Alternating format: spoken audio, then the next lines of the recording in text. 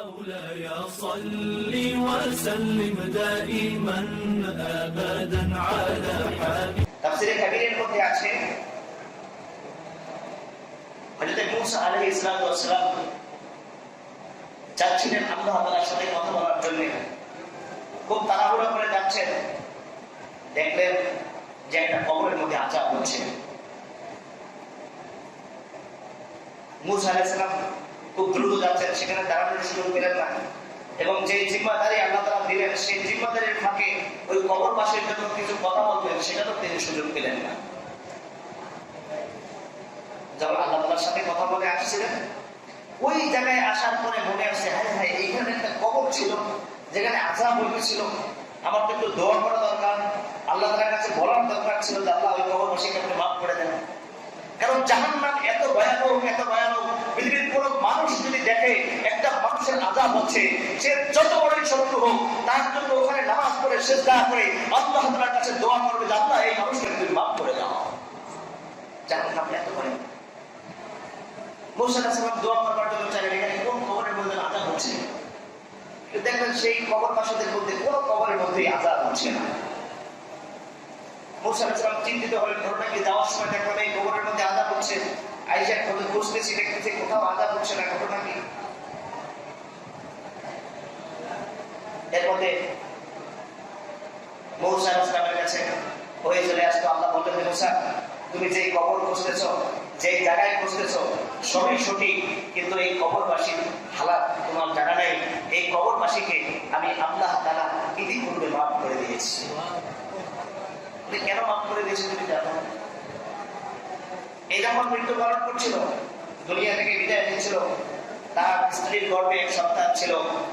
সেই সন্তান বড় হয়েছে, ৫-৭ বছর হয়েছে, সে মাদ্রাসায় ভর্তি হয়েছে।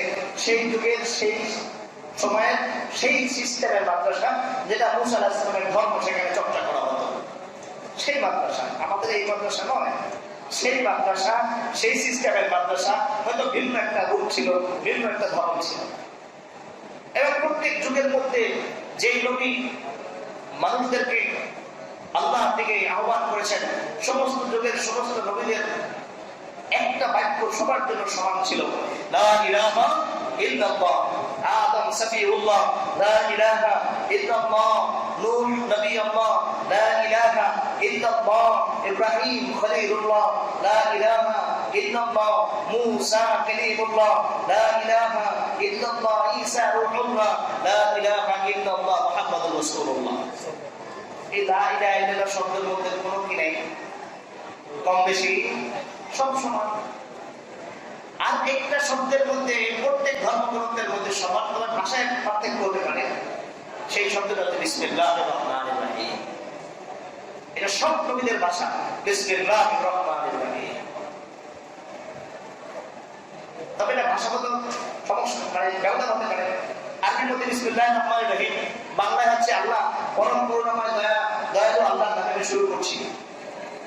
ফ্রান্সি ভাষায় ভিন্ন শব্দ হতে পারে, পর্তুগিজ ভাষায় আলাদা হতে পারে, ইংরেজিতে আলাদা হতে পারে, কিন্তু সারমর্ম বিসমিল্লাহির রহমানির রহিম আদম থেকে নিয়ে মুহাম্মদ রাসূলুল্লাহ পর্যন্ত সমস্ত নবীদের এই শব্দের মধ্যে কোনো পার্থক্য ছিল, ভাষায় পার্থক্য ছিল, কিন্তু মিনিংস এর মধ্যে কোনো কি নাই, পার্থক্য। ওই যুগে, ওই সময়ে এই বিসমিল্লাহির রহমানির রহিম, ওই 7 বছরের শিশু যখন উস্তাদের সামনে বসে বিসমিল্লাহির রহমানির রহিম পড়তেছিলেন, আল্লাহ বলছেন, যখন এই যার আযাব হচ্ছিল তার সন্তান যখন মক্তবে গিয়ে, এই মাদ্রাসায় গিয়ে শিক্ষকের সামনে বসে বিসমিল্লাহির রহমানির রহিম পড়ছে, এই ছোট্ট সন্তান সাক্ষী দিচ্ছে, আমি হচ্ছি অত্যন্ত দয়ালু এবং মেহেরবান আল্লাহ, আমি দয়ালু এবং মেহেরবান আল্লাহ হয়ে আমি তার পিতার কবরে আযাব দিতে পারি না। আমি শুধু সন্তানের এই শব্দের কারণে আমাকে দয়ালু এবং মেহেরবান বলেছে, শুধু এই শব্দের কারণে আমি তার পিতাকে মাফ করে দিয়েছি।